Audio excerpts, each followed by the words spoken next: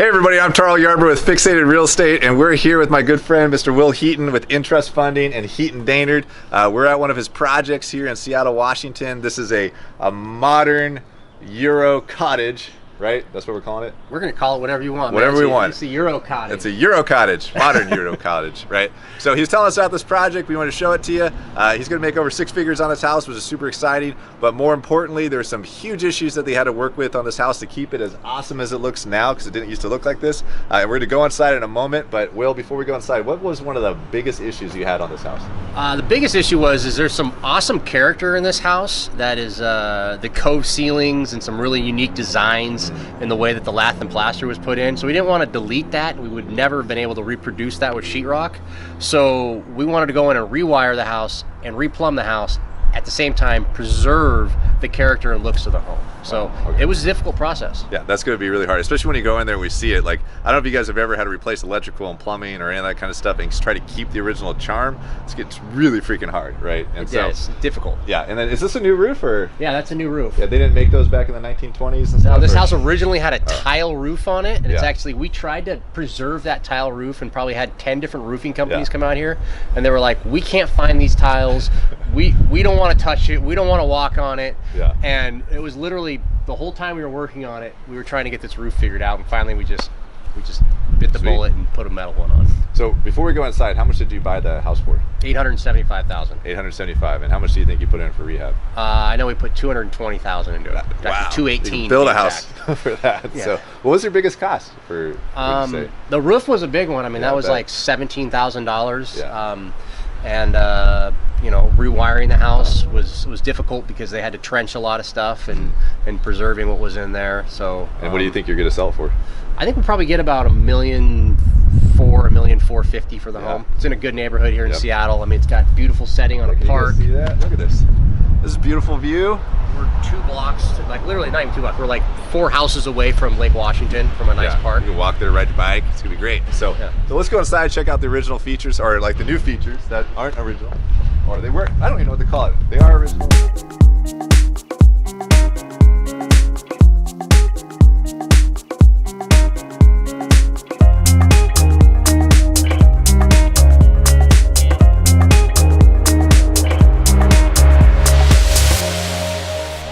Door preserved, just painted. That's the original door. New piece of glass, actually. Did you say that there was a hole in here? Yeah, there was a hole in the door for something, so we ended up just making it a mail slot. That's really good. Mailman's never walking up here. Yeah. Check this out. All right, so this house, is this all new sheetrock? Or? No, this is the original lath and plaster that we actually skim coated over it, because, you know, if you tear it out, we would end up tearing out all of these really cool you know, features here. I mean, come check this out. Yeah, let's check out the real stuff.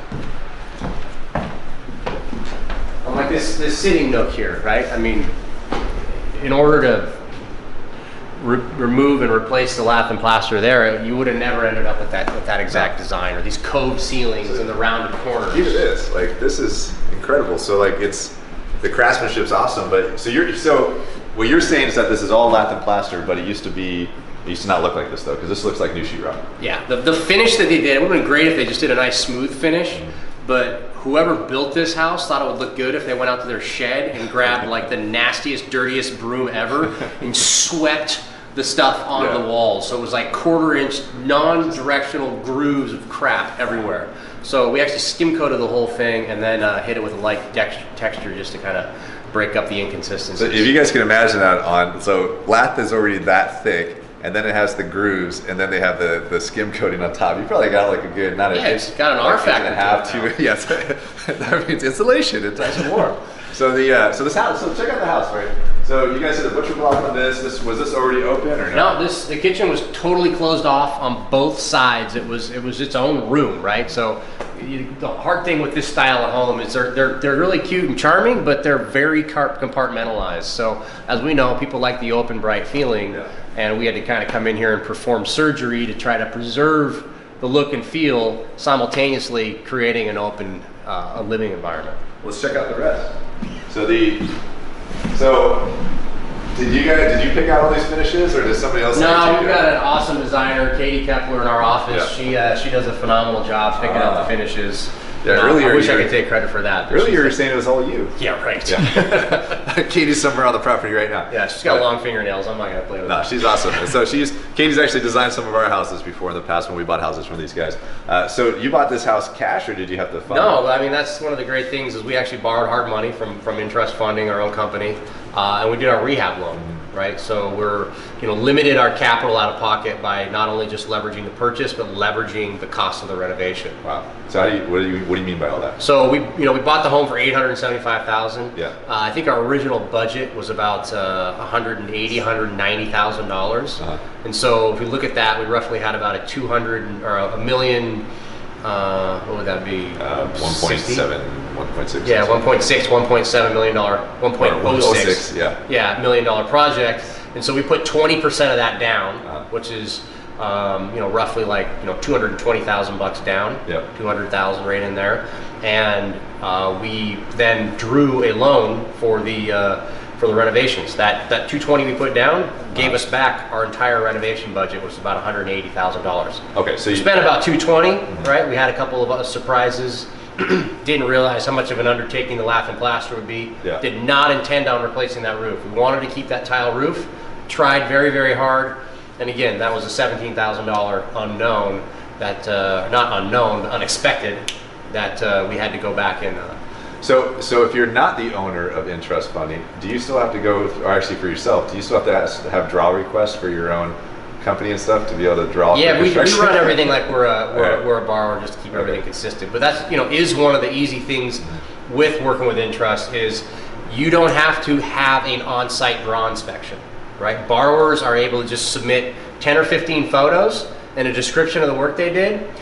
24 to 36 hours later, we can wire you the funds, drop a check in the mail, come by the office, pick up a check, do direct deposit, right? We know if we're charging you 12% interest for your loan, we can't be the ones holding up your project. Yeah. Right? So we turn our draws around with photos and immediate access to the capital.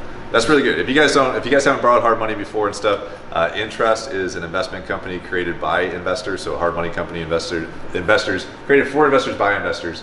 And so they understand the pains and troubles when it comes to borrowing your money, especially on the draws. There's a lot of companies out there right now that you have to get somebody on site to be able to figure out if you need a construction draw or not. It can take days, sometimes longer than days. And if you're stuck to be able to pay your guys' your construction bills and so forth, it can really throw back your entire project and even get people leaving. Before we go into that more, are those original windows? Or? Yeah, so that was one of the other really cool things is this house has the original lead glass windows, stained glass windows throughout it. And while it would have been everybody wants double pane windows, I think the value of this leaded glass and this really unique detail, right, makes this house special. Where a lot of homes you walk into and it's like, oh, a flipper came in and fully remodeled it, studs out, new windows, new paint, new carpet, new cabinets, everything, but they rip the charm out of it, right? So I see the charm in this house as a value add, right? A home like this is going to sell for more than a home that just had all of the original unique details torn out of it. So while it did take us a little bit of work to preserve it, it's gonna pay off in the end. Man, that's like a way more attention to detail than what we're used to in our stuff, because we would be the fix and flip guys that go like, rip it out, let's put in double pane vinyl windows, they're good to go. Which for us, we don't have the systems to be able to do what you're doing here, which is awesome, or the time and the details on it, which I love. And that's part of what you guys have done with even Heaton Daynard, is just being able to just have those systemized processes and project managers and everything else on top of it to be able to run projects like this too, right? Yeah, that, and you have to have the right team, the right realtor on your side. I mean, you wouldn't want to go do this in East Tacoma, right? No. I mean, you're not going to get paid for the work, right? So. But you come do this sort of work in a neighborhood like Mount Baker, where we're 4 houses away from the water, and your buyer's going to be a second or third home buyer who's had some experience and has an appreciation for this stuff. They're going to pay for it. Yeah. Now let's go check out the upstairs, because there's some sweet ass master suites up there. So let's look at that. And is this original? No, this is actually a brick tile. Brick tile. So this is the fireplace, and we ended up. Sounds hollow. It's got a chimney inside of it, dude. Actually, check this out. Hold on a second. So Nate, come look at this. Right, if you guys want to see, this is original right here. No, I don't care about that. Look at that. So you guys, is this all original too, or no? No, that's new. That's just, all new. you know, reproducing the charm of a home of this era. Let's go upstairs. So you guys, these are the original stairs. Yeah, this is the original stairs, original railing, original pickets. That's cool. So we, you know, really unique details. Very difficult to ever reproduce something like this. So we took this apart, had to individually number every one of these pickets so they could refinish the floors all the way through. Wow. And then reassemble this and put it back together. All right, let's get inside the shower together. So guys, is this new or old tile? I was in the shower with your business partner Jimmy the other day, and so my Oh man, it's not strong enough. low Low water low saver. flow. Yeah, this Low is going to flow. reduce your water bill. I wish that was on fire higher. This is new old tile, right? Yeah, Okay. they buy it, they throw it in a bag, and they beat it up. No, I'm kidding. So this is good stuff. So why do people like this old tile? I don't understand. It just gives the charm of the old house. All right. Hi. Somebody here. Yeah, I think somebody just showed up. Well, let's go inside over here. Hi, wherever you are. They're talking. Yeah.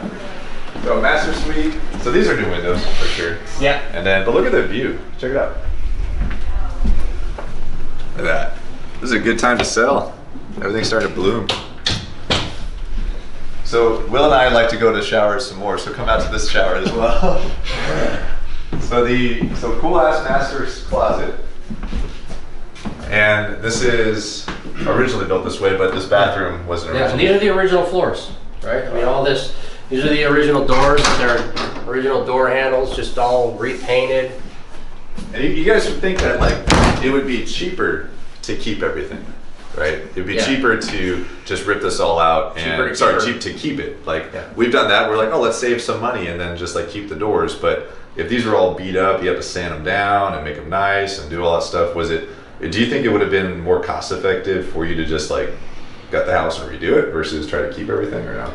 I think that we're pretty good and efficient at being able to do what we did here, but I don't think we saved any money. Got it. Right? Fair enough. But I think at the end of the day, the effort and energy we put into it is gonna return us more money on the backside, right? Yes, we could have came in here, stripped this house to the studs, put all new doors, millwork, windows, floors, thrown some laminate down or some pre-finished hardwood over the existing top nail, oak hardwoods. Yeah. But the end product then is a vanilla, maybe with a little flair of renovation, where this comes in and people who have an appreciation for this stuff are going to see it as value. Sweet. Let's check out this. So this is cool. My wife would absolutely love this bathroom, right? Just like maybe other people's wives or even themselves.